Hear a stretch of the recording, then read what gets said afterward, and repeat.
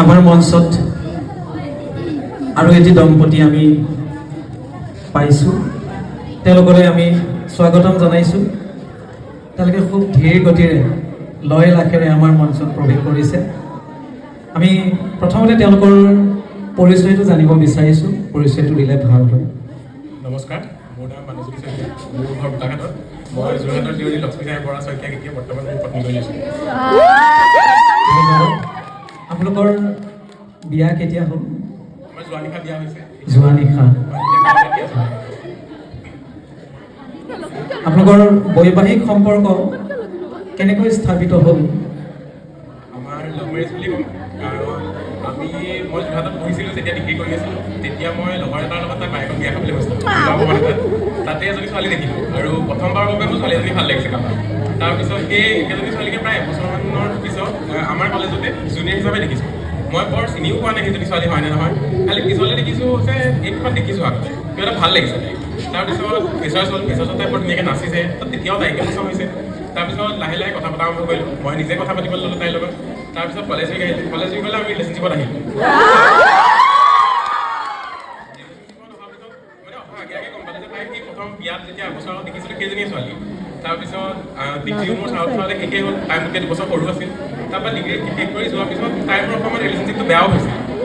প্ৰায় চাগে 1-1.5 বছৰমান আমাৰ মাজত বৰ বিশেষ এটা ৰিলেশ্যনশ্বিপ আছে বুলি ক'ব নোৱাৰি, নাই বুলি ক'ব নোৱাৰি। তাৰ 1.5 বছৰমানৰ পিছত মোৰ অকণমান গাটো বেয়া হ'ল, মেডিকেলত ভৰ্তি কৰা হ'ল। তেতিয়া তাই লোকৰ পৰা খবৰ উলিয়ালে নাজানো আৰু, তাই গৈ পেলাই মোৰ লগত মেডিকেলত থাকিছে মেলিছে। তো তেতিয়া মানে ঘৰৰ মানুহে তাইক খুব বেছি পচন্দ কৰিলে আৰু মানে মোক সুধিলে যে তোৰ কোন হয় কি কথা। তো ক'লোঁ আৰু ঘৰৰ মানুহে সঁচা কথা যে তাইকে ভাল পাইছিলোঁ আগতে, আৰু এতিয়াও এইটোৱে মানে ফিল কৰোঁ যে তাইকে চাগে ভাল পাওঁ, আৰু তাইও যে মোকেই ভাল পায় মোৰ মানে সেইটোৱে লাগি আছিলে তেতিয়া। তাৰপিছত ঘৰৰ মানুহে ক'লে যে তহঁতৰ এই ভাল পোৱা সম্পৰ্ক বিয়ালৈ পেলাই আমি পৰিণত কৰিছোঁ। তাৰপিছতে আমাৰ বিয়া হৈছে। খুবেই সুন্দৰ এটা গল্পৰ নিচিনাই কাহিনীটো, ভাল লাগিল। আপুনি বৰ্তমান ব্যক্তিগতভাৱে কি কৰি আছে? মই বৰ্তমান LP স্কুলত শিক্ষকতা কৰি আছোঁ। শিক্ষকতা কৰি আছে নহয়? আপুনি টেটৰ শিক্ষক নেকি বাৰু?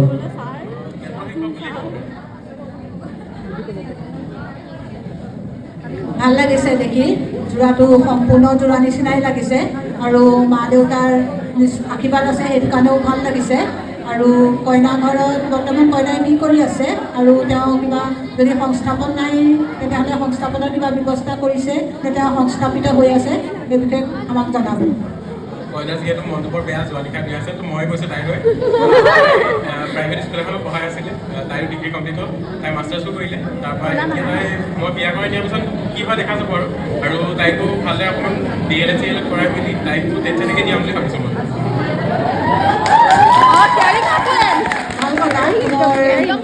আপোনালোকৰ বৈবাহিক জীৱন সুখৰ হওক, আশীৰ্বাদ থাকিল। কইনাৰ নাকটো একেবাৰে ৰঙা হৈ আছে। শুনিছোঁ বোলে কেন্দ্ৰীয় যদি নামৰ পৰা ভাল পোৱা বেছি হয়। যেতিয়া বিয়াখন হয়, কইনাজনী যেতিয়া ওলাই আহে, কইনাজনী খুব কান্দে। আমাৰ ইয়াৰ কইনাই কান্দিলে নে নাই বাৰু? কান্দিলে, তাইৰ মনটো এতিয়ালৈকে বেয়াই লাগি আছে, সেইকাৰণে মই কথাখিনি কৈ আছোঁ। কিন্তু আমি কিন্তু কইনাৰ মাতটো শুনিব বিচাৰিম। নিশ্চয় শুনো। নমস্কাৰ বাইদেউ। বাৰু কোৱাচোন যে যিজন মানুহক স্বামীৰূপে ভাবিলা বিয়া হ'ল তোমাৰ লগত, কিয়নো স্বামীৰূপে তেওঁক মানে বিয়াখনৰ কাৰণে তুমি সিদ্ধান্ত ল'লা? মোৰ দেউতাৰ পাছত দ্বিতীয়জন ভাল পোৱা মানুহ এওঁৱে আছে। মোৰ কথাত বহুত চাপৰ্ট কৰে, সন্মান কৰে, সেইকাৰণে মোক বহুত ভাল লগা হ'ল। আৰু এটা কথা শুনো, যেতিয়া দৰা কইনা ঘৰৰ পদূলিত আহি পেলাই থিয় হয়হি, সেই যেতিয়া আদৰে তেতিয়াহে দৰাই কিন্তু মুখখন ঢাকি পেলাই ৰুমালখন লয়। এতিয়াতো বিয়াখন হৈ গ'ল, এতিয়ানো দৰাই কিয় মুখখন ঢাকি আছে? যিহেতু ঘৰ পোৱাগৈ নাই আৰু অকণমান লাজো লাগি আছে, যিহেতু যোৰহাটতে আছে এতিয়ালৈকে। আৰু এটা প্ৰশ্ন শুনো, যিহেতু কৈছা যে তোমালোকৰ প্ৰেম বিবাহ, তেতিয়াহ'লে প্ৰি ৱেডিং শ্বুট কৰিলানে নাই? কৰিলোঁ, নিশ্চয় কৰিলোঁ। কিমান টকা খৰচ হ'ল প্ৰি ৱেডিং শ্বুটত? আমি মানালীত কৰিছিলোঁ প্ৰি ৱেডিং শ্বুট। আৰু বাজেটটো ক'ব পৰা নাই, কাৰণ এতিয়াও কিছুমান খৰচ হৈয়ে আছে আমাৰ প্ৰি ৱেডিং শ্বুটৰ পৰা পইচা লৈয়ে আছে কিছুমান জেগাত তেতিয়াহ'লে প্ৰি ৱেডিং শ্বুটত যদি ইমান খৰচ হ'ল আমি কিন্তু এতিয়ালৈকে ৰিচেপশ্যন একো খাবলৈকে পোৱা নাই ৰিচেপশ্যন কাইলৈ দিয়া হৈছে আৰু সকলোকে নিমন্ত্ৰণ কৰিছোঁ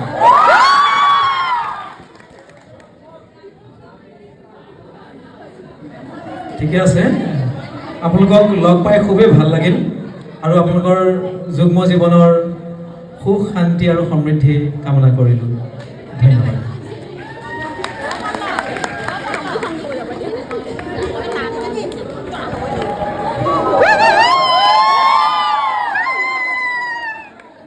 মানসজ্যোতি শইকীয়াৰ লক্ষ্মী ছাৰে বৰ ধন্যবাদ জনাইছোঁ